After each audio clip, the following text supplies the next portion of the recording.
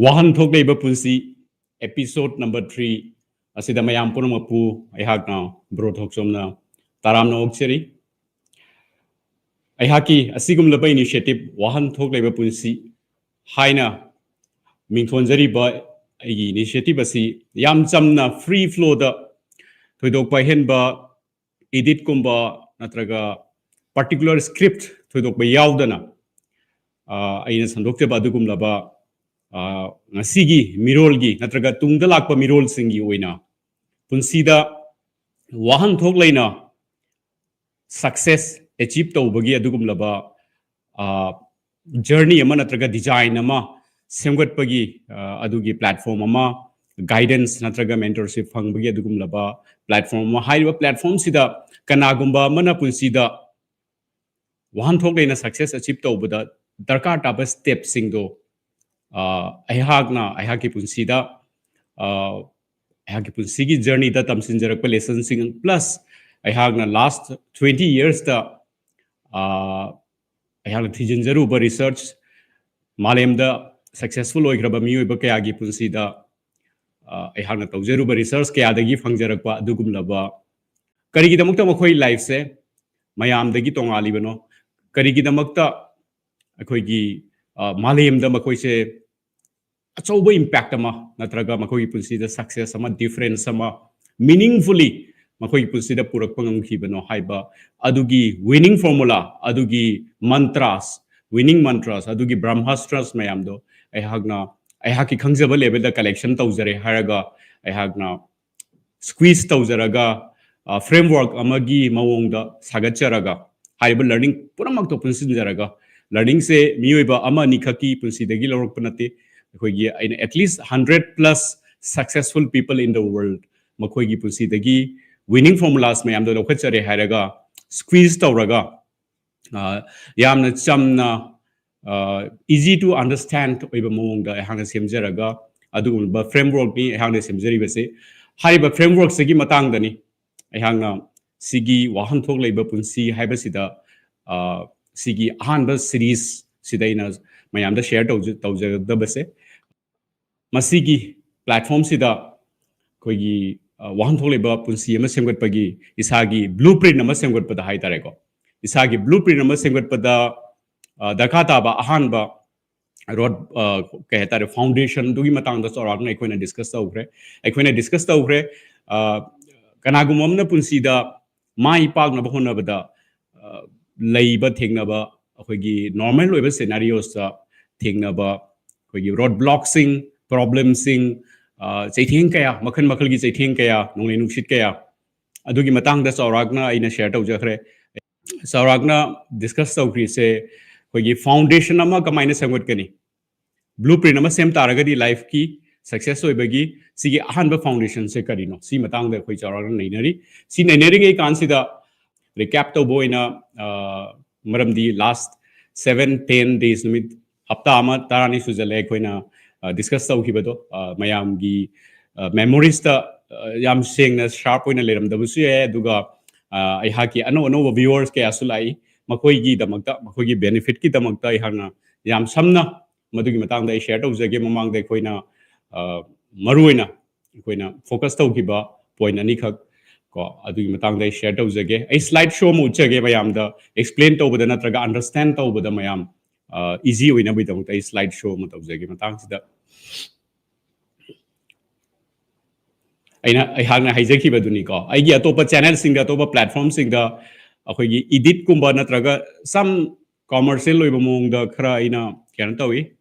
present tawje mayamda aigi keno mayamdo aigi katra contents mayamdo adubu sidi haki imalonni aikoigi maiteironni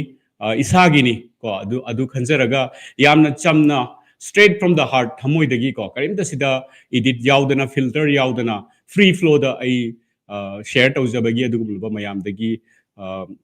permission adu mayamdagi lawjage masina so inuaigani khali mayamda ko relate tawbada ekoi mayam amatani ekoi level am tadani leminary se adubu si khangmina bada asmaina kemte edit yaudana karimta commercial oiba adugumlaba high tech oiba put kaya yaudana chamna wari sanaraga de ekoi khangmina bada hena easy oigadra khanjaraga ꯑꯩꯒꯤ ꯏꯃꯥꯂꯣꯟꯒꯤ ꯑꯁꯤꯒꯨꯝꯂꯕ ꯑꯩꯒꯤ programme ꯋꯥꯍꯟꯊꯣꯛ ꯂꯩꯕ ꯄꯨꯟꯁꯤꯁꯦ ꯌꯥꯝ ꯆꯝꯅ ꯇꯧꯖꯕꯅꯤ ꯑꯩ ꯍꯧꯖꯤꯛ ꯁ꯭ꯂꯥꯏꯗ ꯁꯣꯗ ꯎꯠꯆꯔꯛꯀꯦ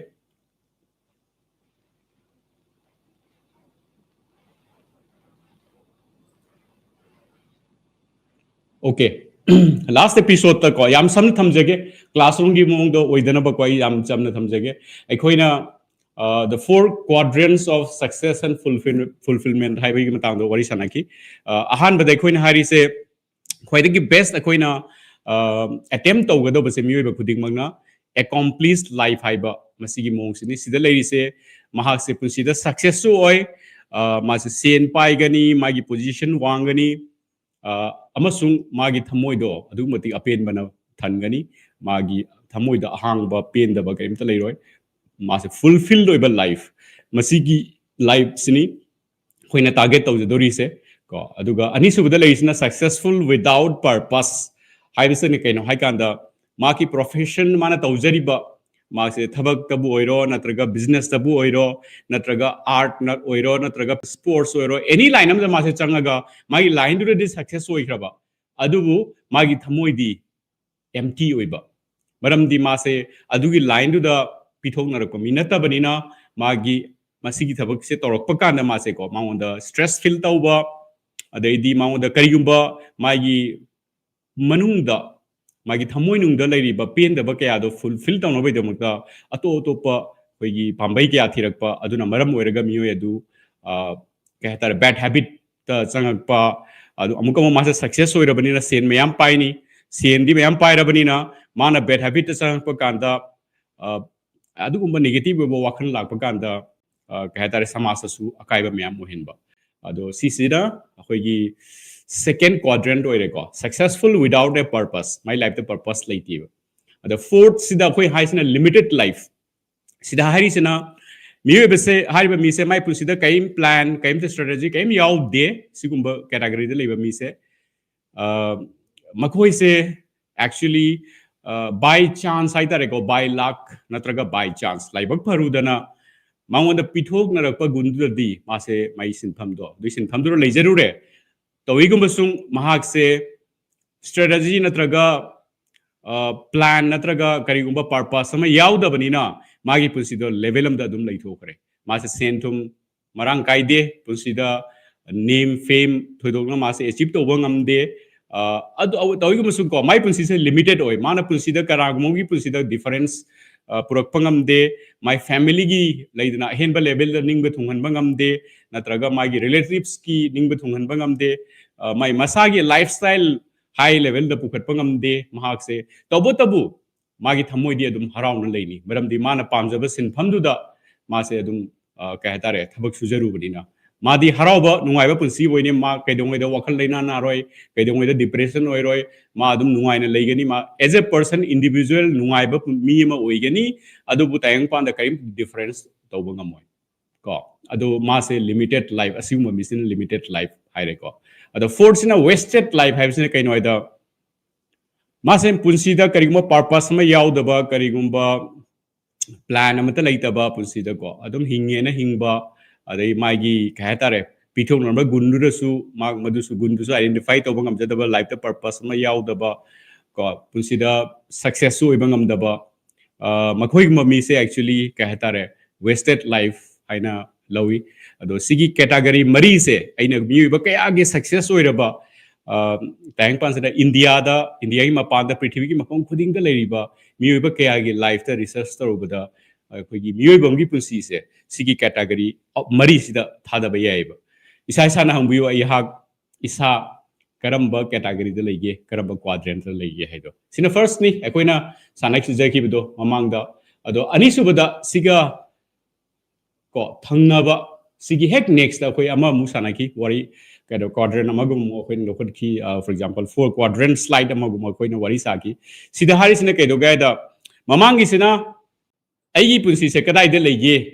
करम्बा कैटेगरी द चनगे अदो अइना करिगुंबा से फोर्थ कैटेगरी द लेरम तारदी फोर्थ सिदा गे वन द कमाइना लाकनी वेस्टेड लाइफ तगी एकम्प्लिश लाइफ त कमाइ पुरकनी हाइबसे सिनी अखोइ पुंसि द तौदोरिबा थबक सि थौसे पुंसि की सही तराबु हिंगसु chahi yankhai hingasu 60 hingasu 80 hingasu 100 hingasu akhoi gi effort se akhoi gi time amasung energy akhoi kuta leibase sidani akhoi effort thada doise suppose aise aina khanjabada third category third quadrant sida leirai khalasi limited life ama hingai khalasi adu oidaragadi aise accomplished life number 1 na kamaina pugani ko adai aise second category de lei hai taragadi first kamai pu kamaina pugani aduna 1 sida quadrant number 1 sida akoina karigumba leiba ngamagadi akogi punsi se accomplished life haibado adu oigani ko tasengna wahanthok leiba punsi haibado wahanthok leina success oiba punsi haibado sigi group sinaina ai haijage adai mathangda aina quadrant mari ngo pusalaise si pusalaise kaisunate quadrant mari sida pusalaise sida ne ko action dai sina aina hujik tawjari ba thabak se aina honajari ba mayam se aigi ngasai ahanba mamangi accomplished life hariba quadrant number 1 se somda changsan bagi magi da leibra natraga ise si magi si da changhandra bra topa paireng na ise number 4 rom da lagna bagi magi da chali bra ido aida chali ba lambi si gi magi do sida ta kani amathangi sida munna dum khamina si ko sa si se isagi aina haijari se isagi life ki blueprint semgot pa horam dai da koina khana ga do wafam ni ko kana gumba ma khoi kaya tare school college loisalakpa matam ko ipunsi gi journey ma practical life ki journey ma semjage successful loiba career natraga business line da changjage haiba matam jo haiba matam do da kari gumba sigi exercise ma taw taraga di yamna punsi da kana ba agi punsi do punsi gi mamal yam khurba matam se sumang manghandna ai kaya tare wahanthok leiba punsi ma successful leiba punsi ma sema da mateng pangane adumaina mak kanaguma khoi mayam taminariba mayam simarakta sahi kunthra boiro natraga 40 oiro 55 years boiro any age limit ta lai targa su ko aigi lemhoriba punsi sida wahanthok leiba punsi amagi magi da kamaina singkhat kani haibado aduigi effort thada bai da makta hariba pose dum si na bayai si english ta haina ba lai ko better late than never haina punsi da honadana leiba budi khar thengna adum oijaraga su hogat pada madugi afaba adum leiyena ko dadi punsi gi asengba hingbagi mongse dumaino oigedowni haibado dumaina mayamna haini ko aduna aina sida taise ahambada well taken off haibadi ko aise wahanthok leiba punsi gi magi chatpagi direction do dane aise rocket tawna chendra paiduna leire buji aise nomari soidan dugi wahanthok leiba punsi do adu punsi du da aise land tawrani ba kharangan ba khangde khara thing ba khangde yamna highest level natrasu ko some level amda aise wahanthok leiba punsi amagi aina cheliba aigi punsi gi khongjel se kadom magi da cheli haibado sigi quadrant ahum sina tae mayam se kitang pungning chana tamina si yam important oiba poni sigi posima khoina understand tawba ngamkragadi aina ngasi tawjari base sum libra la libra haibadu gi chakpa broad guideline amasidagi phangani aderegi ayhangna actually as a passion to prosperity coach oina aigi students sing da ko aina taksari sing se actually makoigi life ki blueprint ko customize oina mi amamam gi tongan mongda adugi blueprint se seminaba adugi amu action ko my week by week action man yam sigi matang da personally aina coaching tawjaba sigi line dani india gi client india gi mapan su client khara leje adumai tawraga I tawjabani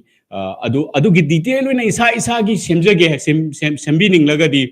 adu so adum aigonda message thabiro makha da piriba number sida adu ergana tonganba makhalgi ekhogi relation ama hausi adubu ai mayam gi oina kana naba sing haragadi free of cost ta sigi platform se semjabani sei amung makha ta na haijage well taken off haise kanano haikanda masagi punsi da magi life ki blueprint nama vision nama mission nama semja khraba magi passion ge line toba madu kamaine achieve tawni haibado madu gi strategy su semjana leiraba ko magi hojik tawriba magi job natraga business se haibaduga completely aligned tawraga chatkraba ko adaidi mase mana tawjariba do kanaguba mentor amadagi validate tawraga expert amadagi validate tawraga ko aigi passion sina sini aigi passion sige align tawba aigi purpose sina sini vision sina sini adaidi aigi kahta re ꯑꯩꯒꯤ ꯀꯩꯅꯣꯗꯣ ꯄꯨꯖꯔꯛꯀꯦꯀꯣ ꯉꯥꯛꯇꯪ ꯁꯥꯏꯠꯇ ꯑꯗꯨꯝ ꯂꯩꯕꯁꯦ ꯑꯩꯒꯤ ꯚꯤꯖꯟꯁꯤꯅ ꯁꯤꯅꯤ ꯑꯩꯒꯤ ꯄꯔꯄꯁꯁꯤꯅ ꯁꯤꯅꯤ ꯑꯩꯒꯤ ꯃꯤꯁꯟꯁꯤꯅ ꯁꯤꯅꯤ ꯂꯥꯏꯐꯇ ꯑꯗꯣ ꯁꯤ ꯑꯩꯒꯤ ꯀꯔꯤꯒꯨꯝꯕ ꯚꯤꯖꯟ ꯄꯔꯄꯁ ꯑꯣꯏꯔꯗꯤ ꯁꯤ ꯑꯆꯤꯞ ꯇꯧꯕꯗ ꯗꯔꯀꯥꯔ ꯇꯥꯔꯤꯕ ꯑꯩꯒꯤ ꯃꯥꯁꯇꯔ ꯄ꯭ꯂꯥꯟ ꯁ꯭ꯇ꯭ꯔꯦꯇꯦꯖꯤꯁꯦ ꯀꯔꯤꯅꯣ ꯀꯣ ꯁꯤꯁꯦ ꯁꯦꯝꯈ꯭ꯔꯕ ꯁꯤꯒꯤ ꯁ꯭ꯇ꯭ꯔꯦꯇꯦꯖꯤꯁꯦ ꯑꯩꯅ ꯆꯠꯇꯣꯔꯤꯕ ꯍꯤꯔꯝꯗꯨꯒꯤ ꯑꯦꯛꯁꯄꯔꯠ ꯑꯃꯗꯒꯤ ꯑꯩꯅ ꯚꯦꯂꯤꯗꯦꯠ ꯇꯧꯍꯜꯂꯕ ꯑꯦꯄ꯭ꯔꯨꯞ ꯇꯧꯍꯜꯂꯕ ꯁꯤꯗꯤ ꯁꯣꯏꯗ꯭ꯔꯦ ꯆꯨꯝꯃꯦꯅ ꯁꯤꯒ ꯁꯣꯏꯅꯤꯡꯉꯥꯏ ꯂꯩꯇ꯭ꯔꯦ ꯍꯥꯏꯅꯀꯣ ꯑꯗꯨ ꯃꯇꯨꯡꯗ ꯑꯃꯨꯛ ꯑꯩ ꯏꯁꯥꯅ ꯀꯩꯗꯧꯒꯦ ꯍꯥꯏꯗ ꯑꯗꯨꯒꯤ ꯊꯕꯛꯇꯣ ꯇꯧꯕ ꯍꯧꯖꯔꯕ ꯐꯣꯔ ꯑꯦꯛꯖꯥꯝꯄꯜ ꯑꯩꯁꯦ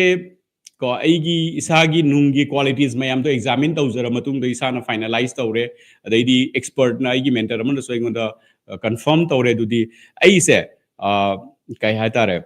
ꯏꯁꯩ ꯁꯛꯄꯗ ꯐꯥꯎꯒꯗꯧꯕ ꯅꯨꯄꯥ ꯑꯃꯅꯦꯕ ꯑꯗꯨꯏꯗꯤ ꯑꯩ ꯏꯁꯩ ꯁꯛꯄꯁꯤꯗ ꯑꯩꯒꯤ ꯂꯥꯏꯐꯀꯤ ꯑꯩꯒꯤ ꯒꯤꯐꯇꯦꯠ ꯇꯦꯂꯦꯟꯠ ꯍꯥꯏꯗꯣ ꯑꯣꯏꯔꯦꯕ ꯑꯗꯨꯅ ꯏꯁꯩ ꯁꯛꯄꯁꯤꯒꯤ ꯂꯥꯏꯟꯁꯤꯗ ꯑꯩꯁꯦ ꯁꯤ ꯄꯦꯁꯟ ꯍꯥꯏꯗꯣ ꯑꯩꯒꯤ ꯑꯣꯏꯔꯦ ꯁꯤꯁꯦ ꯑꯩꯒꯤ ꯇꯦꯂꯦꯟꯠ ꯒꯤꯐꯇꯦꯠ ꯇꯦꯂꯦꯟꯠ ꯍꯥꯏꯗꯣ ꯑꯣꯏꯔꯦ ꯏꯁꯩ ꯁꯛꯄꯁꯦ ꯑꯗꯨꯒꯤ ꯃꯇꯨꯡꯗ ꯏꯁꯩ ꯁꯛꯄꯁꯤꯒꯤ ꯂꯥꯏꯟꯗ ꯑꯩꯅ ꯄꯔꯄꯁ ꯍꯥꯏꯇꯥꯔꯒꯗꯤ ꯀꯩ ꯇꯧꯅꯤ ꯄꯔꯄꯁ ꯍꯥꯏꯁꯦ ꯑꯩꯈꯣꯏꯒꯤ ꯄꯔꯄꯁꯀꯤ ꯃꯇꯥꯡꯗ ꯇꯨꯡꯗ ꯑꯃꯨꯛ ꯂꯥꯛꯀꯅꯤ ꯑꯩ ꯂꯥꯏꯐꯀꯤ ꯄꯔꯄꯁ ꯑꯃ ꯁꯦꯝꯖꯔꯦ ꯑꯩ ꯁꯤꯗ ꯌꯥꯝꯅ ꯃꯇꯝ ꯂꯧꯖꯔꯣꯏꯒꯦ ꯃꯊꯪꯗ ꯂꯥꯏꯐ ꯄꯔꯄꯁꯇ ꯌꯥꯝ ꯁꯥꯡꯕ ꯀꯩꯅꯣ ꯑꯃ ꯂꯩ ꯗꯤꯁꯀꯁꯟ ꯑꯃ ꯂꯩ ꯉꯁꯤ ꯑꯗꯨꯝ ꯑꯩ ꯇꯧꯖꯒꯦ ꯌꯥꯝ ꯁꯥꯡꯅꯗꯤ ꯂꯧꯖꯔꯣꯏ ꯕ꯭रीफ ꯑꯣꯏꯅ ꯇꯧꯖꯒꯦ ꯑꯗꯨꯕꯨ ꯏꯖꯤꯂꯤ ꯑꯟꯗꯔꯁꯇꯦꯟꯗꯦꯕꯜ ꯑꯣꯏꯕ ꯃꯑꯣꯡ ꯇꯧꯖꯒꯦ ꯑꯗꯣ ꯑꯩꯒꯤ ꯏꯁꯩ ꯁꯛꯄꯁꯤ ꯃꯇꯥꯡꯗ ꯑꯩꯅ ꯂꯥꯏꯐꯀꯤ ꯄꯔꯄꯁꯁꯦ ꯑꯣꯏꯅ ꯁꯦꯝꯖꯔꯦ ꯑꯗꯨꯒ ꯑꯩꯅ ꯚꯤꯖꯟ ꯑꯃ ꯊꯝꯃꯦ ꯑꯩꯒꯤ ꯃꯤꯁꯟ ꯑꯃꯒ ꯚꯤꯖꯟ ꯑꯃꯒ ꯊꯝꯃꯦ ꯑꯩꯒꯤ ꯚꯤꯖꯟꯁꯦ ꯀꯩꯅꯣ ꯍꯥꯏ ꯀꯥꯟꯗꯀꯣ ꯑꯩꯒꯤ ꯏꯁꯩꯒꯤ ꯃꯇꯦꯡꯅ ꯇꯥꯏꯕꯪꯄꯥꯟꯗ ꯂꯩꯔꯤꯕ ꯃꯤꯑꯣꯏꯁꯤꯡꯁꯦ ꯄꯨꯟꯁꯤꯗ ꯑꯋꯥꯕ ꯀꯣꯛꯍꯟꯕ ꯃꯣꯏꯒꯤ ꯃꯥꯏꯊꯣꯡꯗ ꯀꯣ ꯅꯨꯡꯉꯥꯏꯕ ꯁꯥꯟꯇꯤ ꯑꯣꯏꯕ ꯀꯥꯔꯝ ꯑꯣꯏꯕ ꯑꯗꯨꯒꯨꯝꯕ ꯃꯣꯃꯦꯟꯠ ꯈꯔꯇꯪ ꯑꯩꯅ ꯄꯤꯖꯕ ꯉꯝꯕ ꯁꯤꯁꯦ ꯑꯩꯒꯤ ꯂꯥꯏꯐꯀꯤ ꯚꯤꯖꯟ ꯑꯣꯏꯗꯣꯏꯅꯤ ꯑꯗꯩ ꯃꯤꯁꯟ ꯑꯣꯏꯔꯒꯅ ꯑꯃꯨꯛ ꯑꯩꯅ ꯍꯥꯏꯗꯣꯏꯅꯦꯕꯀꯣ ꯑꯩꯒꯤ ꯄꯨꯟꯁꯤꯗ ꯑꯩꯅ ꯍꯤꯡꯉꯤꯉꯩꯗ ꯑꯩꯒꯤ ꯏꯁꯩ ꯑꯩꯒꯤ ꯁꯤꯡꯒꯤꯡꯁꯤꯒꯤ ꯃꯇꯦꯡ ꯂꯧꯔꯒ ꯃꯤꯑꯣꯏꯕ ꯃꯤꯂꯤꯌꯟ ꯑꯃ ꯅꯠꯇ꯭ꯔꯒ ꯃꯤꯑꯣꯏꯕ ꯀꯔꯣꯔ ꯑꯃꯒꯤ ꯀꯣ ꯀꯩꯅꯣꯗ ꯄꯨꯟꯁꯤꯗ ꯁꯥꯟꯇꯤ ꯄꯤꯔꯝꯕ ꯅꯨꯡꯉꯥꯏꯕ ꯄꯤꯔꯝꯕ ꯑꯗꯨꯒꯨꯝꯂꯕ ꯑꯁꯤ ꯚꯦꯂꯤꯗꯦꯠ ꯑꯣꯏꯅ ꯁꯤꯒꯤ ꯑꯦꯛꯖꯥꯝꯄꯜ ꯑꯩ ꯇꯨꯡꯗ ꯚꯤꯖꯟ ꯃꯤꯁꯟꯒꯤ ꯃꯇꯥꯡꯗꯁꯨ ꯐꯖꯅ ꯀꯩꯅꯣ ꯇꯧꯔꯛꯈꯤꯅꯤ ꯑꯗꯨꯅ ꯑꯩ ꯃꯁꯤ ꯗꯤꯐꯥꯏꯟ ꯇꯧꯖꯔꯦ ꯗꯤꯐꯥꯏꯟ ꯇꯧꯔ ꯃꯇꯨꯡꯗ ꯑꯩ ꯏꯁꯩ ꯁꯤꯡꯒꯤꯡꯒꯤ ꯃꯥꯏꯀꯩꯗ ꯑꯩꯁꯦ ꯄ꯭ꯔꯣꯒ꯭ꯔꯦꯁ ꯇꯧꯔꯒ ꯑꯣꯜꯔꯦꯗꯤ ꯆꯠ ꯂꯩꯔꯦꯕ ꯑꯗꯨ ꯑꯣꯏꯇꯥꯔꯒꯗꯤ ꯑꯩꯅ ꯄꯨꯟꯁꯤꯗ ꯊꯝꯖꯔꯤꯕ ꯚꯤꯖꯟ ꯃꯤꯁꯟꯗꯣ ꯑꯩ ꯁꯣꯏꯗꯅ ꯊꯨꯡꯕꯒꯤ ꯂꯝꯕꯤꯗ ꯆꯠꯂꯦ ꯈꯤꯇꯪ ꯉꯟꯕ ꯊꯦꯡꯕꯁꯤꯅ ꯑꯇꯣꯞꯄ ꯋꯥꯔꯤ ꯑꯃ ꯆꯠꯈ꯭ꯔꯦ ꯑꯗꯨꯕꯨ ꯅꯣꯡꯃꯗꯤ ꯑꯩꯒꯤ ꯚꯤꯖꯟ ꯑꯩꯒꯤ ꯃꯤꯁꯟꯗꯣ ꯁꯛꯁꯦꯁꯐꯨꯜꯂꯤ ꯐꯪꯒꯅꯤ ꯍꯥꯏꯕꯁꯦ ꯀꯟꯐर्म ꯑꯣꯏꯔꯦꯕ ꯑꯗꯨꯅ ꯋꯦꯜ ꯇꯦꯀꯟ ꯑꯣꯐ ꯍꯥꯏꯁꯤꯅꯤ ꯖꯣꯕꯇꯁꯨ ꯑꯣꯏꯕ ꯌꯥꯏ ꯑꯗꯨꯃꯥꯏꯅꯀꯣ ꯕꯤꯖꯤꯅꯦꯁꯇꯁꯨ ꯑꯣꯏꯕ ꯌꯥꯏ ꯑꯗꯩꯗꯤ ꯃꯇꯨꯡꯗ ꯂꯩꯔꯤꯁꯤꯅ ꯗꯤꯔꯦꯜ ꯍꯥꯏꯕꯁꯤꯅ ꯀꯩꯅꯣ ꯍꯥꯏ ꯀꯥꯟꯗ ꯁꯣꯔꯤ ꯃꯥꯏ ꯄꯨꯟꯁꯤꯗ ꯗꯤꯐꯥꯏꯟ ꯁ꯭ꯇ꯭ꯔꯦꯇꯦꯖꯤ ꯂꯩꯖꯔꯦ ꯃꯥꯒꯤ ꯂꯣꯏ ꯄꯨꯝꯅꯃꯛ ꯂꯩꯖꯔꯦ ꯕꯠ ꯃꯁꯥꯅ ꯍꯧꯖꯤꯛ ꯇꯧꯔꯤꯕ ꯊꯕꯛꯇꯨꯗꯤ ꯑꯗꯨꯒ ꯀꯔꯤꯝ ꯆꯥꯟꯅꯗ꯭ꯔꯦꯕ ꯑꯩꯁꯦ ꯏꯁꯩꯗ ꯁꯤꯡꯒꯤꯡꯗ ꯄꯤꯊꯣꯔꯛꯑꯦꯕ ꯑꯩꯁꯦ ꯁꯤꯡꯒꯤꯡꯗ ꯑꯐꯥꯎꯕ ꯃꯤ ꯑꯃ ꯑꯣꯏꯕꯒꯤ ꯄꯤꯊꯣꯔꯛꯑꯦ ꯑꯩꯅ ꯚꯤꯖꯟꯒ ꯂꯣꯏ ꯁꯦꯝꯖꯔꯦꯕ ꯑꯩ ꯄ꯭ꯔꯤꯊꯤꯕꯤꯗ ꯅꯝꯕꯔ 1 ꯑꯣꯏꯕ ꯁꯤꯡꯒꯔ ꯑꯃ ꯑꯣꯏꯔꯝꯕ ꯀꯥꯏꯅ ꯂꯣꯏꯅ ꯑꯩ ꯃꯤꯁꯟꯒ ꯁꯦꯝꯖꯔꯦꯕ ꯑꯗꯨꯕꯨ ꯑꯩꯅ ꯇꯧꯔꯤꯁꯤꯅ ꯍꯧꯖꯤꯛ ꯀꯩꯅꯣ ꯁ꯭ꯄꯣꯔꯠꯁꯇ ꯀꯟꯅ ꯑꯩ ꯂꯝꯖꯦꯟ ꯆꯦꯟ ꯂꯩꯔꯦ ꯑꯗꯩ ꯃꯣꯏꯁꯤꯅ ꯀꯩꯅꯣ ꯗꯤꯔꯦꯜ ꯑꯃ ꯑꯩꯅ ꯁꯦꯝꯖꯔꯤꯕ ꯂꯝꯕꯤꯗꯣ ꯑꯗꯨꯒꯤ ꯂꯝꯕꯤꯗꯒꯤ ꯃꯥꯒꯤ ꯑꯔꯥꯟꯕ ꯃꯥꯏꯀꯩꯗ ꯆꯠꯈ꯭ꯔꯦ ꯑꯗꯨꯅ ꯑꯅꯤꯁꯦ ꯃꯥꯟꯅꯕ ꯗꯔꯀꯥꯔ ꯇꯥꯏꯌꯦꯕ ꯄꯨꯟꯁꯤꯗ ꯆꯥꯎꯔꯥꯛꯅ ꯏꯁꯥ ꯏꯁꯥꯒꯤ ꯄꯨꯟꯁꯤꯗꯁꯨ ꯑꯗꯨꯝ ꯈꯟꯖꯦꯡꯕꯤꯌꯨ ꯑꯗꯣ ꯑꯩꯅ ꯈꯪꯖꯕꯤꯗ ꯑꯩꯅ ꯊꯤꯖꯤꯟꯖꯔꯨꯕꯗ ꯔꯤꯁꯔꯁꯇ 90% ꯃꯤꯗꯤꯀꯣ ꯄꯨꯟꯁꯤꯗ ꯃꯁꯥꯒꯤ ꯚꯤꯖꯟ ꯃꯤꯁꯟ ꯁ꯭ꯇ꯭ꯔꯦꯇꯦꯖꯤꯁꯦ ꯂꯩꯖꯗꯦꯕ ꯊꯦꯡꯛ ꯌꯨ ꯑꯣꯀꯦ ꯊꯔꯗ ꯑꯃꯨꯛ ꯂꯥꯛꯆꯒꯦ ꯑꯩꯈꯣꯏꯒꯤ ꯋꯥꯟꯗꯔꯔ ꯍꯥꯏꯁꯤꯅ ꯀꯩꯅꯣ ꯍꯥꯏꯗ ꯃꯥꯏ ꯄꯨꯟꯁꯤꯗ ꯀꯔꯤꯒꯨꯝꯕ ꯚꯤꯖꯟ ꯃꯤꯁꯟ ꯀꯔꯤꯝ ꯂꯩꯇꯦ ꯀꯣ ꯃꯥꯅ ꯍꯧꯖꯤꯛ ꯆꯠꯂꯤꯕ ꯈꯣꯡꯖꯦꯜꯁꯦ ꯁꯤꯗ ꯚꯤꯖꯟ ꯃꯤꯁꯟ ꯀꯔꯤꯝ ꯂꯩꯇꯦꯀꯣ ꯃꯥꯏ ꯕꯤꯖꯤꯅꯦꯁ ꯃꯥꯅ ꯇꯧꯖꯔꯤꯕ ꯖꯣꯕ ꯅꯠꯇ꯭ꯔꯒ ꯕꯤꯖꯤꯅꯦꯁ ꯅꯠꯇ꯭ꯔꯒ ꯁꯤꯡꯒꯤꯡ ꯅꯠꯇ꯭ꯔꯒ ꯁ꯭ꯄꯣꯔꯠꯁꯦ ꯃꯤꯅ ꯇꯧꯅꯩꯅ ꯑꯗꯨꯝ ꯇꯧꯕ ꯃꯥꯅ ꯇꯧꯔꯤꯁꯦ ꯀꯩꯗꯧꯅꯦ ꯅꯣꯡꯃꯗꯤ ꯀꯗꯥꯏꯗ ꯇꯥꯅꯤꯡꯕ꯭ꯔꯥ ꯅꯣꯡꯃꯗꯤ ꯀꯔꯤꯝꯇ ꯔꯤꯖꯜꯠ ꯐꯪꯗꯅ ꯂꯣꯏꯁꯤꯟꯗꯣꯏꯅꯤ ꯑꯗꯣ ꯂꯣꯏꯁꯤꯜꯂꯛꯄꯗ ꯍꯥꯏꯗꯣꯏꯅꯤ ꯄꯨꯟꯁꯤꯁꯤꯗꯤ ꯀꯔꯤꯝ ꯀꯥꯟꯅꯗꯦ ꯑꯩꯁꯦ ꯌꯥꯝ ꯗꯥꯎ ꯌꯥꯗꯦꯕꯨ ꯍꯥꯏꯒꯗ꯭ꯔꯥ ꯑꯩꯁꯦ ꯂꯥꯏꯕꯛ ꯊꯤꯕꯨ ꯍꯥꯏꯒꯗ꯭ꯔꯥ ꯑꯗꯨꯕꯨ ꯃꯥꯒꯤ ꯑꯦꯛꯆꯨअली ꯁꯣꯏꯔꯤꯕꯗꯤ ꯃꯁꯥꯗꯅꯦꯕ ꯃꯁꯥꯒꯤ ꯚꯤꯖꯟ ꯑꯃ ꯌꯥꯎꯗꯦ ꯃꯤꯁꯟ ꯑꯃ ꯌꯥꯎꯗꯦ ꯃꯁꯥꯒꯤ ꯄꯔꯄꯁ ꯑꯃ ꯂꯩꯇꯦ ꯀꯣ ꯃꯁꯥꯒꯤ ꯃꯥꯁꯇꯔ ꯄ꯭ꯂꯥꯟ ꯑꯃ ꯂꯩꯖꯗꯦ ꯑꯗꯨꯝ ꯃꯌꯥꯝꯅ ꯇꯧꯔꯤꯅꯦꯅ ꯇꯧꯕꯅꯤꯅ ꯃꯥꯅ ꯐꯅ ꯍꯥꯔꯗ ꯋꯥꯔꯛ ꯇꯧꯖꯔꯁꯨꯕ ꯃꯀꯥꯏꯁꯨ ꯊꯨꯡꯉꯣꯏꯕ ꯅꯠꯇ꯭ꯔꯥ ꯑꯗꯨꯅ ꯄꯨꯟꯁꯤꯗ ꯁꯛꯁꯦꯁ ꯑꯣꯏꯕꯒꯤꯗꯃꯛꯇ ꯑꯩꯒꯤ ꯄꯨꯟꯁꯤꯗ ꯁꯛꯁꯦꯁ ꯍꯥꯏꯁꯦ ꯀꯔꯤꯅೋ ꯍꯥꯏꯕꯗꯣ ꯗꯤꯐꯥꯏꯟ ꯇꯧꯗ꯭ꯔꯒꯗꯤ ꯑꯩ ꯁꯛꯁꯦꯁ ꯀꯃꯥꯏꯅ ꯑꯦꯆꯤꯞ ꯇꯧꯗꯣꯏꯅꯣ ꯑꯩꯁꯦ ꯁꯦꯟ ꯃꯌꯥꯝ ꯄꯥꯏꯕ ꯃꯤ ꯑꯃ ꯑꯣꯏꯔꯁꯨ ꯀꯣ ꯅꯠꯇ꯭ꯔꯒ ꯑꯩ ꯄꯨꯟꯁꯤꯗ ꯃꯤꯡꯆꯠ ꯃꯌꯥꯝ ꯑꯃ ꯐꯪꯖꯔꯒꯁꯨꯕ ꯑꯩ ꯁꯛꯁꯦꯁꯐꯨꯜꯅꯤ ꯍꯥꯏꯕ ꯀꯩꯗꯧꯉꯩꯗ ꯌꯥꯔꯣꯏ ꯏꯁꯥꯅꯁꯨ ꯐꯤꯜ ꯇꯧꯕ ꯉꯝꯃꯣꯏꯗꯤ ꯄꯣꯠꯇꯣ ꯑꯗꯩꯗꯤ ꯐꯣꯔꯠꯇ ꯂꯥꯛꯏꯁꯤꯅ ꯂꯣꯁꯠ ꯃꯥꯁꯤꯅ ꯗꯥꯏꯔꯦꯛꯁꯟꯂꯦꯁ ꯑꯗꯩꯗꯤ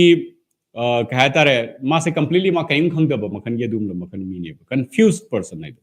ꯑꯗꯣ ꯃꯈꯣꯏꯁꯤꯁꯨ ꯑꯦꯛꯆꯨअली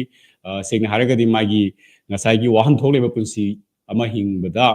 daka taba maigei do adui maigei du da lakpada yam keno tauba ka hatare possible sungoi oiroda phibam ni career situation ni natraga current situation aduna aina hoji haijere ke hairiba mamangi slide ani siga ina share tawjagri se amana akhoi gi punsi gi kare ya ka hatare miyoba sing se quadrant mari da khaidokpa ko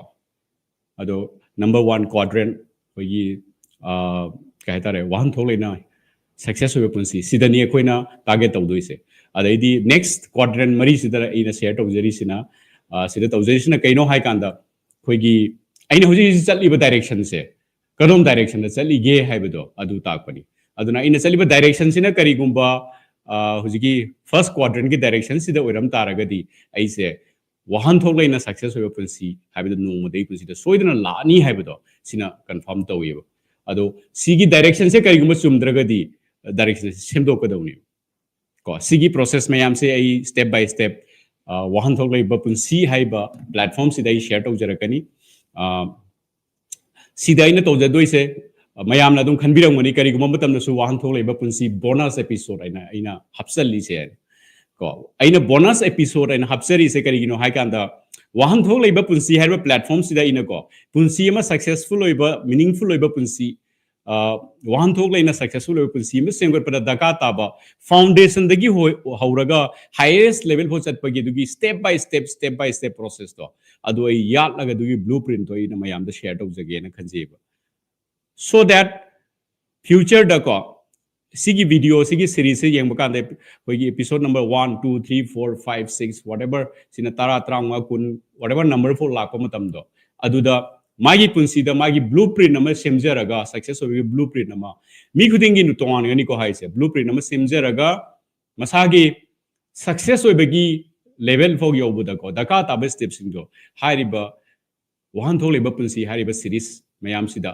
mana phang episode mayam sida mana phang mangam jaba sigi formula gi step mayam sida marakte interruption am da thamjaning di adubu at the same time ekhoi gi numagi aina phangjaruba malem gi makhal gi successful oiba mioi singa ina dum interaction tawjaba top forum singda meeting singda natraga show singda ina interaction tawjaba da yam powerful oiba idea amal lae na khalasi hariba idea do khudakta mitai ronda hoi ri cha singa share tawjaninge na adu mo wakhan lakpa taragadi ai bonus episode and hairaga ma hapsalakani adu wahanthok leiba punsi gi episode ama 1 2 3 4 5 series da interrupt tawjero so that kanagmomna masagi blueprint nama success oibagi ama semgachage na khalakpa kanda marakti du da ina kari gumba topo topic on hapsala di flow do kairani dui flow do kahening da ba consistency thamjaning bana maram moiraga ihangna bonus episode haina ama haijaraga marakta ina include tawjabani ko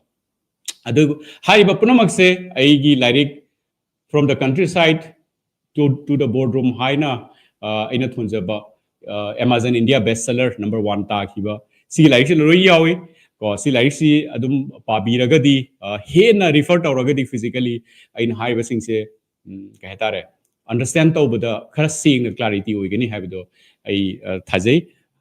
haiba lyric si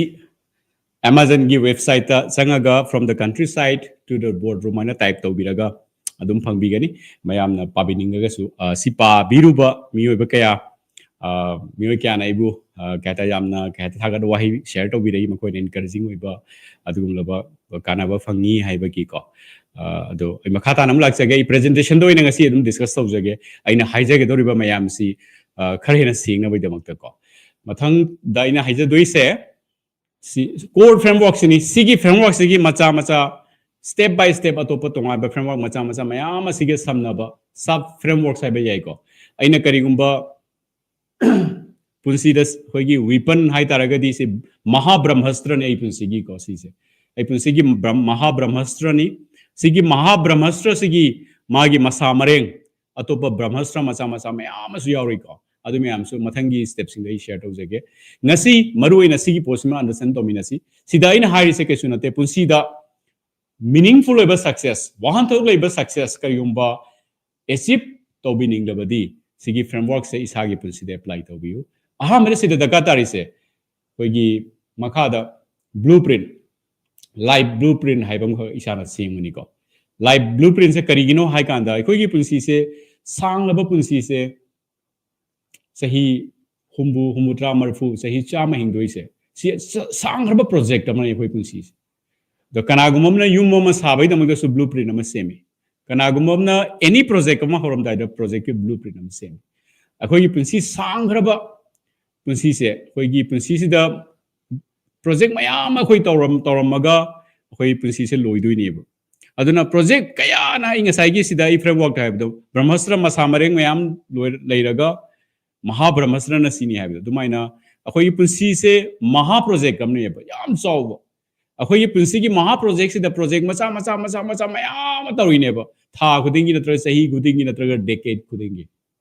asigi project sigi life ki sangraba maha project sigi akhoi gi blueprint same ra mi ba kya same ga tabiri ba mayam se kya same ge ba more importantly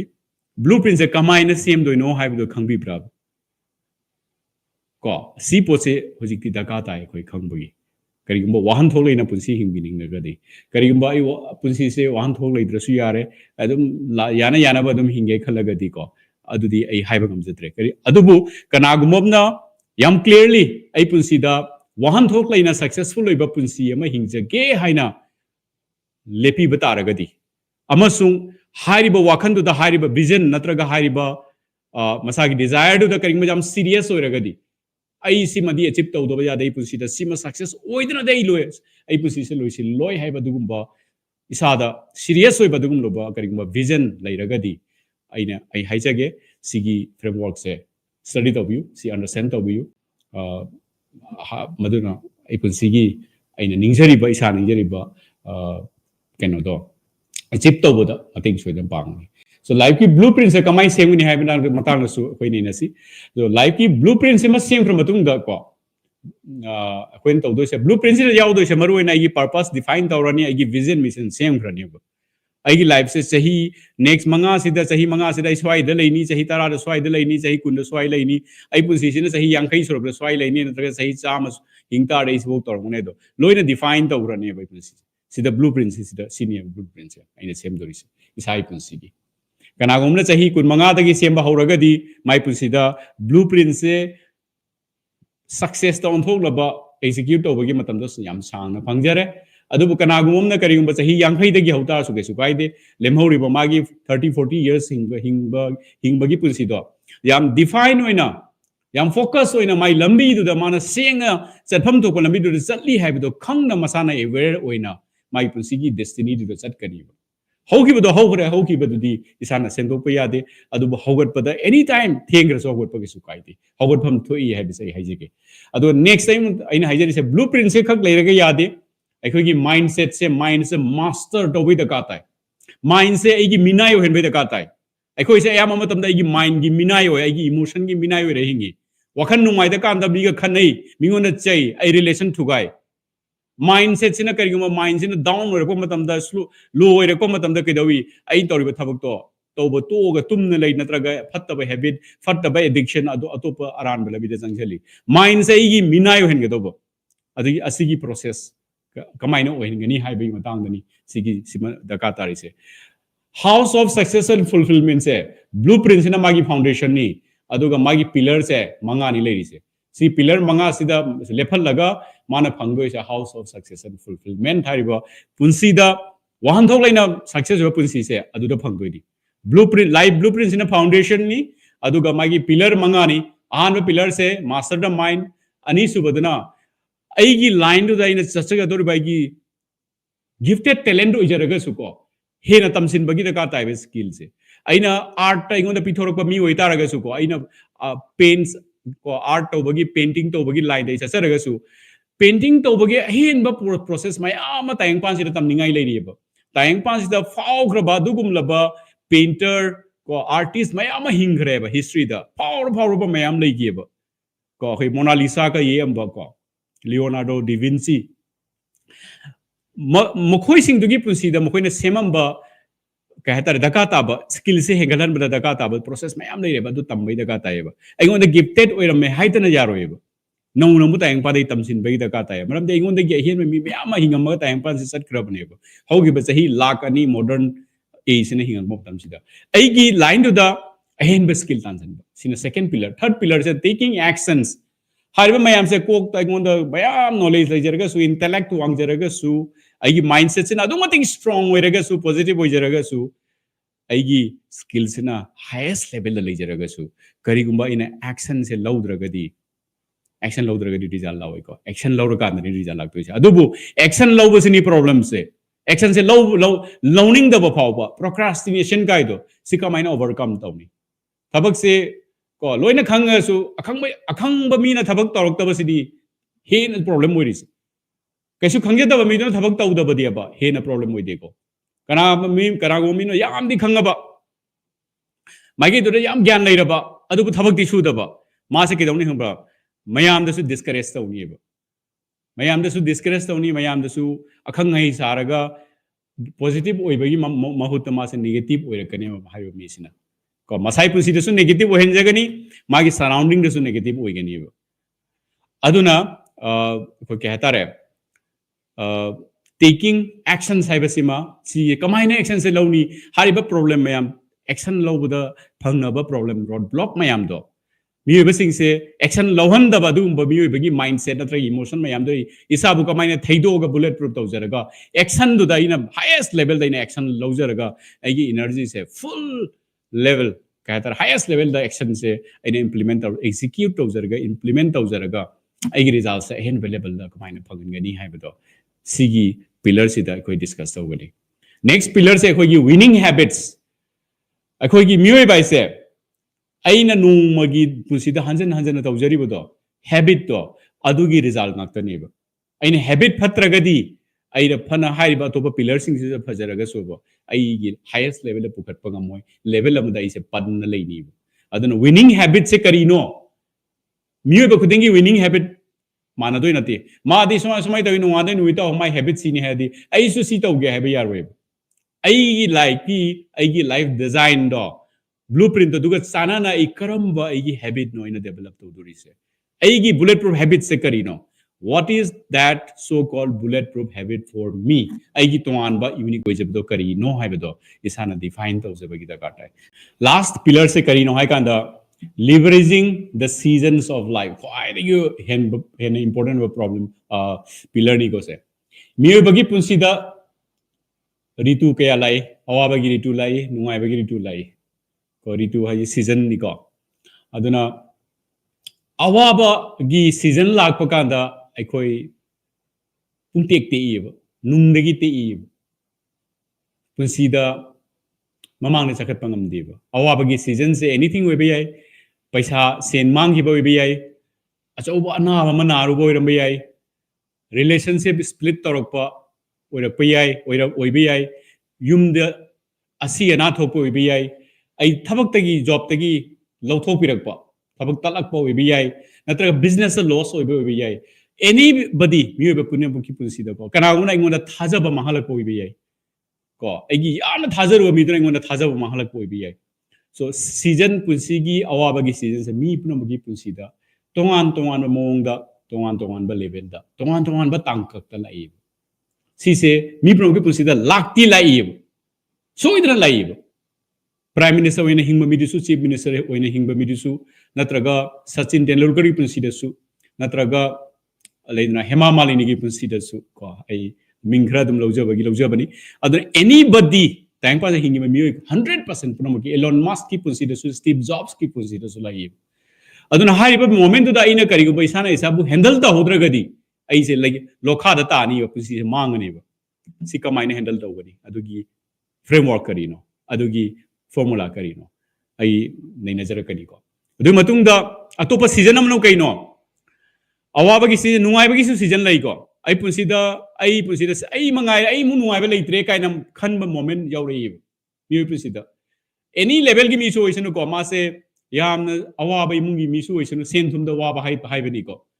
thamoi de danti sen thum da yam wa ba natra sen sun yam chawkhat pa natra ga position wa na leiba natra ga name leiba anybody mai punsi da ne masa gi ba punsi mahing du da ai se ai mu ngasi ai si mu nungai ba lai tre kai ne khan ba se mi prom gi punsi da lai bas adu gumba moment du na mi punsi manghan le Michael Jackson na se tayang panda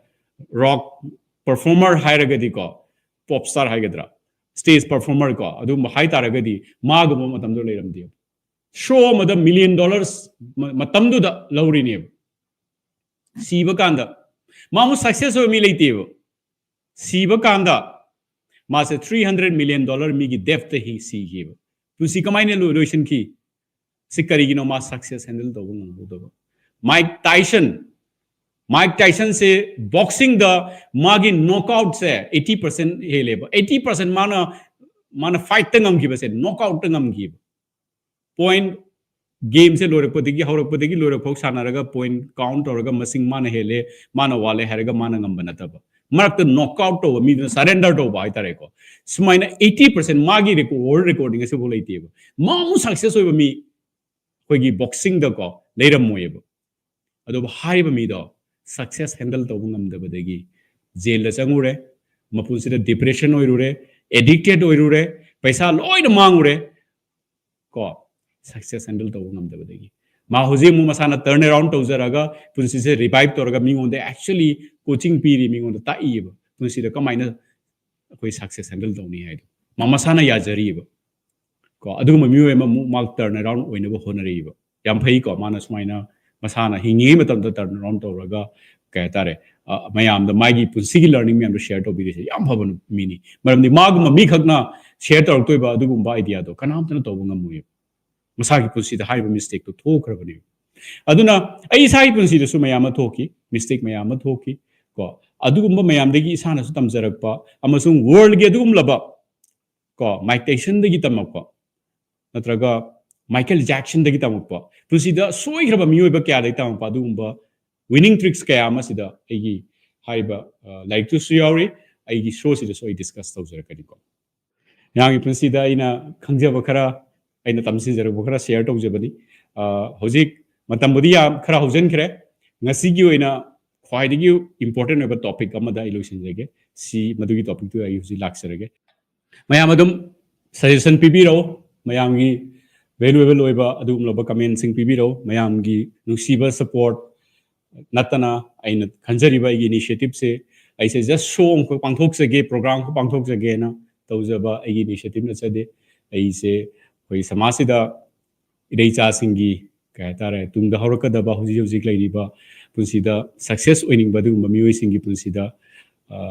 मतेंग मचाक अमतंग ओइबा ngam आई पुंसिदा मसिगी माही याले न खंजगे न लोकचबा अदुगुंबा इनिशिएटिव नि मयाम की सपोर्ट तौबियु मयामना यारिंगे मैम यहाँ की मणिपुरी Thockchom मणिपुरी चैनल से मैम अदोम की खना चानब शेयर तौबियु यारिंगे मैतई मचा मणिपुर मणिपुर की मपान बराक भैली असम की मखन मखन मफम मफम क्या त्रिपुरा की मफम मफम क्या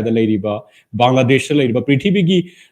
एनी जगह मैतई मचा यारगदी सी यौहनब होनसी मैम की support ai dakar lei mayam gi support natanadi ai gi haiba si sabna khanjariba ai gi initiative ai gi vision se thungba ngamjeroi aduna mayam da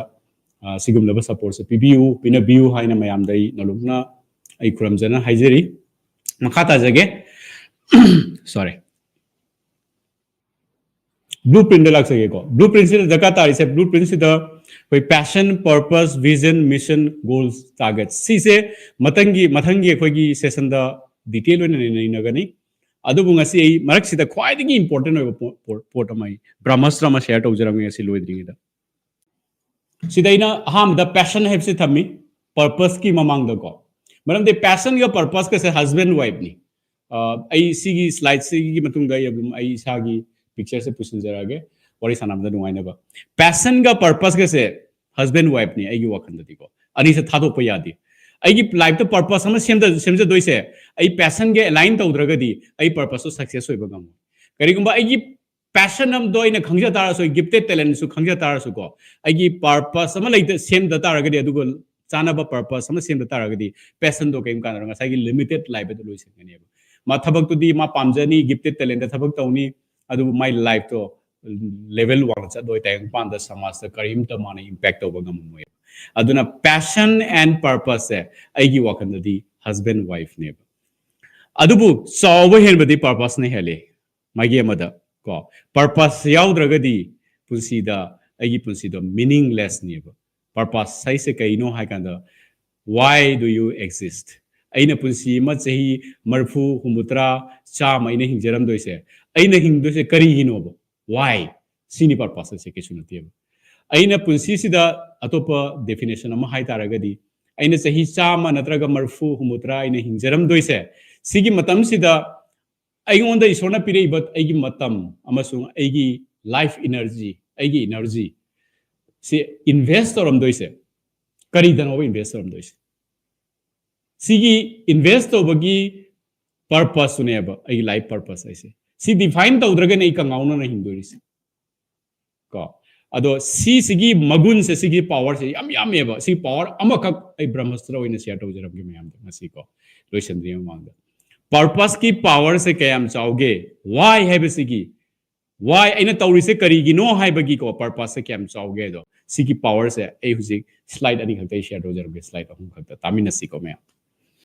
mayam sigi picture se yengbiu aina share tawjari se yumani haklei yumani sigi mango nani sida upa kama thai ko mayam si ubi ko se upa kama lei aina mayam da haije ke aina forum kya da meeting kya da natraga aina kogi speech delivery kya da wahang se hangi ai ngasi su mayam da hangje ke adom isana da hangbiu isana da hangbiu kari gumba bro Thockchom na ai hag na som da hairi ba sigi p1 hari ba point 1 sida gi point 2 sida lang amda lang thu wen aina hairi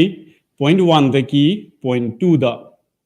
khongna haibadi mangon amadagi mangon amada amda lan tho chatpi wen adom chatpi gadra kharamna khalam ja karino ma haisu ai thabak lai da mi ai point amadagi mangoram da lan sana doi se ai kari maram gino hang paje kanam na bro Thockchom se he is a good person mayang gi phana ba khan ba mi ni ma na hai ba se dum yarage ko ma hai ba se yarage ai lan tho ge hairaga dum salo lan tho gi je p1 sidagi p2 sida ado mi kharam khan ba jai ko ai kai kana don ka ai lan tho bo di yaye ba kari gi lan tho toi no kai na khan bu su yaye ba matang sida ma khoi gi ai answer ma hai ye ai lupa lag ama pi ge ba suppose si se ai lupa lam pai re lupa lam ni khan biro ko lupa lam pai re se lupa lag ama ai se mayam gi da tai tham jare ba kari gumba p1 sidagi p2 da hek lan tho bi mi do ado dai lupa lag sima pi ra ni ba dom ado di lan tho kadra sa da ni ko hangi se tabi di ba yeng bi ba mi yo tani yeng hangi se ko comment bi bi ra su kai de aina lupa la ama pi ni sigi yum sigi si mangon sidagi p1 sidagi p2 bo to lan bi yu amtang khona chalaga si kyam sang ya gi si matek se futara moi be jai draga futara nga moi be jai yum ani se ko lupa lam pi ga di mi kya lam thokani ado aina forum da hangma kan da ko almost 50-60% media dum hare bo lam thokena kharam khali kari no ma hai ju lupa lam pi ga hai ju kari maram you know ka haira confuse obi su yawe aduna aina adum forum da hangba kan da 50-60% midi ai lupa lam pi ni haiba kan da ko lupa lak se khutta ga paira ga dum hai ne ko ina ko ado haiba kan da 50-60% midi ai lam hukani ena makut thangga le ado next time mo yem wahang mo hangje ge aina hairi bo upak se building ani haki 10 floor ai pukhat khare upak se 10 floor wang building ani ni ko building ani si top ta ko ai floor again upak se thare ba 10 floor ni ko ai se mathon tara gi mathak ta tarama thoi su ba da adu da aina kari gumba hanga ba dom da jingviri ba som da point 1 si dagi point 2 si ga lam tho lupa lam pi gen kana kala lam tho kani som lam tho pi ga dra aina hai se 10 floor da le ba floor apai gi upak se si thare bu upak se point 1 dagi point 2 da lam tho u ana hai kan da ko kana lam tho kani mi kya lam tho kani isa lam tho dra si hangba kan da ina forum sin ina phangjarak pa se mi kan ham da ma khu thang ati loi na khu thang ga ma loi hai da hare okay adu matung da ina mu next question hangi muna tabiu ko aina ahamda aina hangjakri se सी से point 1 दगी point 2 the लांथोक प इसम जम लांथो हाइबदा सम 10% गुब यारक प bro से फब minima हाय यारगे अइना लुपा लाम पीनी हरप कांदा सेम सी लांथोक प 50-60% खुद थांगलंब अइ लांथोक कनी काइन अदो अइना 10 फ्लोर द अइ उपाक से पुखटकी प कांदा को खुद थांगलब खुद सिंदो लोइन मखा तारे कनाम त सी लांथोक यात्रे next अइना हायरे मोइदा P1 sida leise nang neba P2 sida nangi ima sigi building sida nangi ima do solaba ima do sida leib building je mai chak leib point 2 sida point 1 sida som leb na leibiri building ani so building sigi top floor sida somgi ima do solabi ima do sida mai na chak tore building je mai chak leib sigi condition sida सोम से point 1 दगी point 2 the लांथो P गदर लांथो इद्रो मुन खनबिउ को अइना whole दु the अइना हंगिबा any जगह the हंगु the सिगी वाहंग से अइना हंगु का the 100% नि खुथागले 10 floor so जेसनु अतोप building दु the इगी इमा दो मई युम द चाखले मई चाकतरा इगी मा से सीदो रेब अइ लान गनिबा लाला इमा दो एनी हाउ तो न पुथोरन ब लंबी मई सिन गनि मसिनी वाई हाइरिस सिनी पर्पस हाइरिस अइना इमा गी पुंसी दो कल्लुबदो आइगी पर्पस ने मतांग दो आइगी वाई नेब वाई दो अदमतिक स्ट्रांग वरी गई को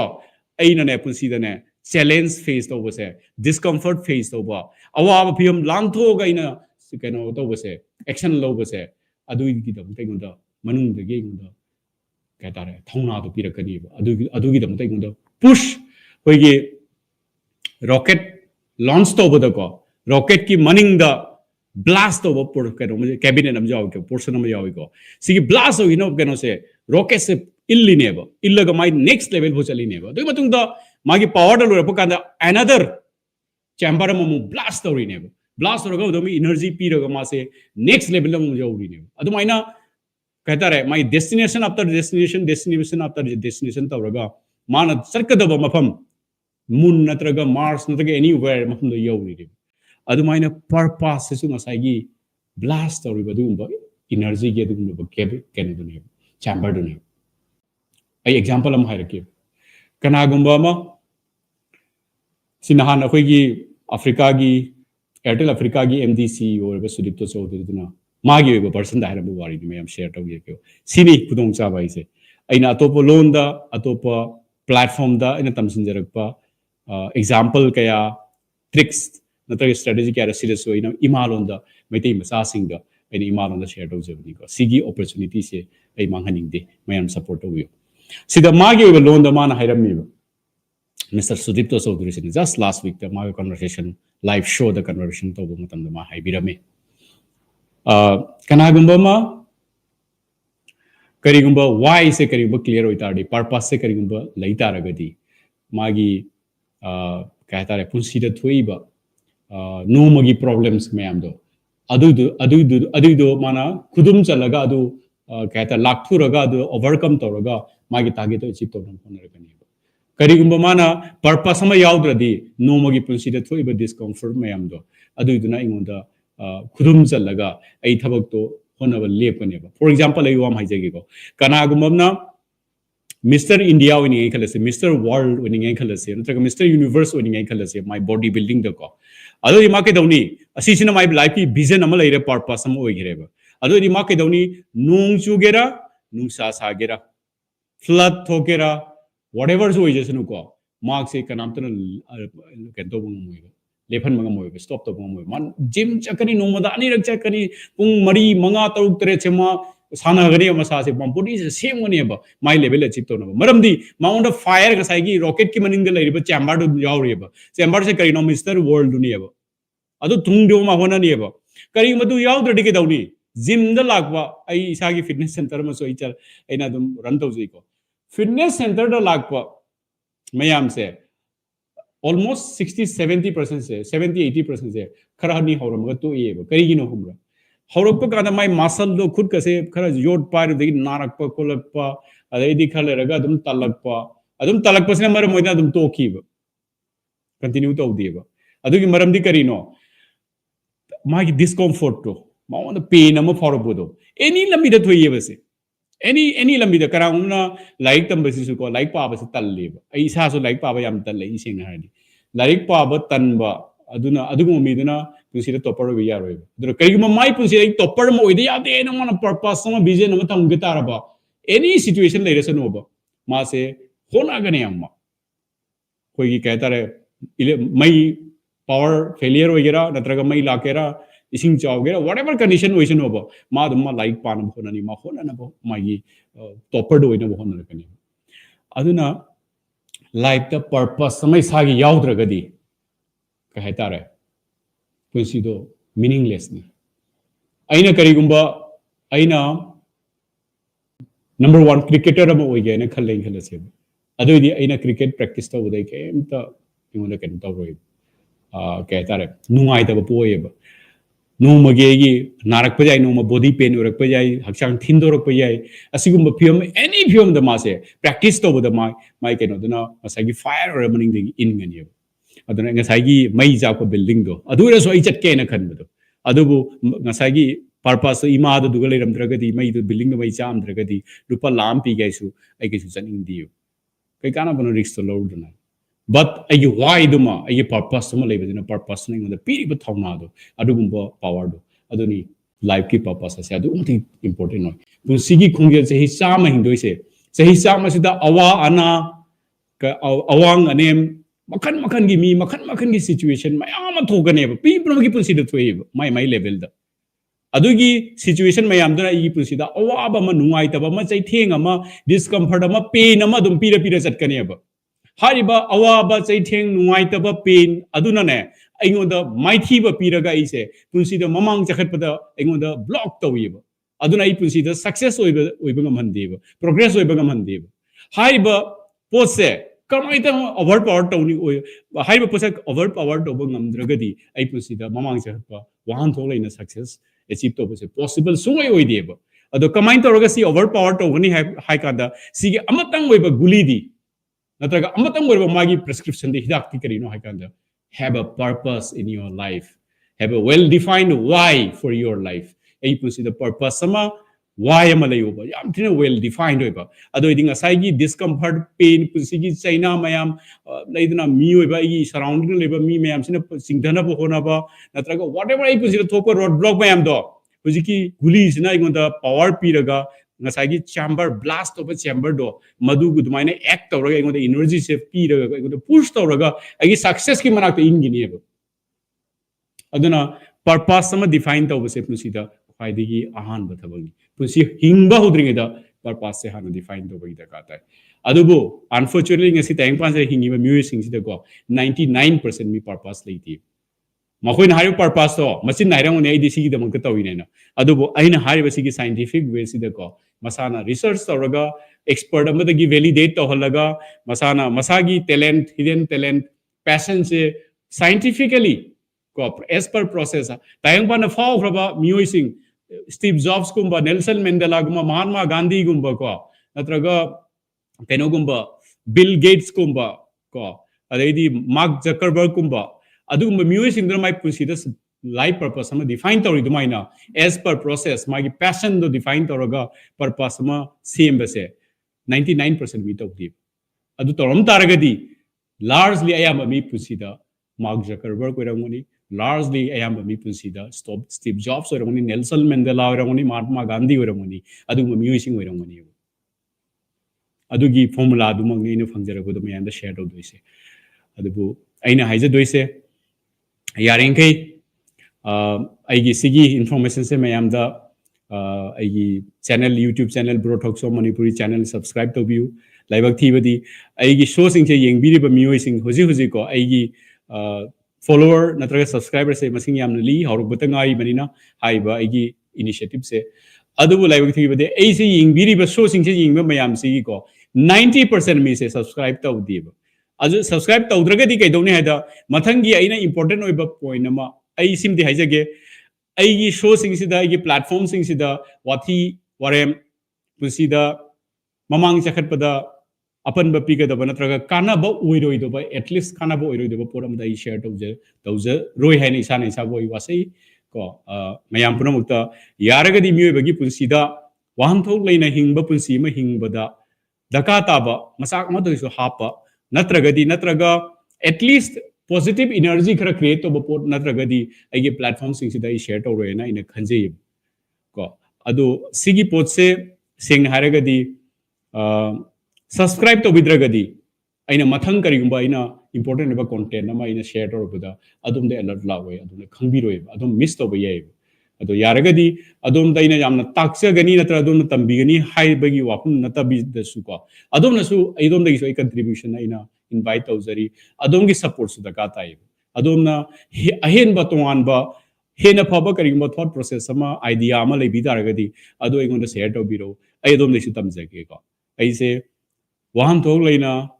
सक्सेस होगा पुंसी अमा हिंगबगी बेस्ट स्टूडेंट अमा होइना टॉपर स्टूडेंट अमा होइना ए पुंसी सु पले जगे ने खंजे तमसिन ब लेप्टिंग असि सु लेपोय तमसिन ना दुम चटकनी अदोम देसु तमबद कि सु काइदे अदो अइना खंजबसिंग दिसु अइना शेयर तौजगे अदुना अइना हाइजरी से यारिंगै bro थॉकचॉम Manipuri channel, YouTube channel, Bro Thockchom, Passion to Prosperity Coach, degi agi Facebook profile, si yaragadi subscribe and follow to view, adai yarage si information sing se beti mesa ko Manipur ki mapanda leiba India ki mapanda leiba meti mesa sing yarage khangna chana sing share to view maramdi maitei masa khuding maki punsi da successful oiba Wahanthok leina success oiba sorry amuka haijagi ko maitai macha khuding maki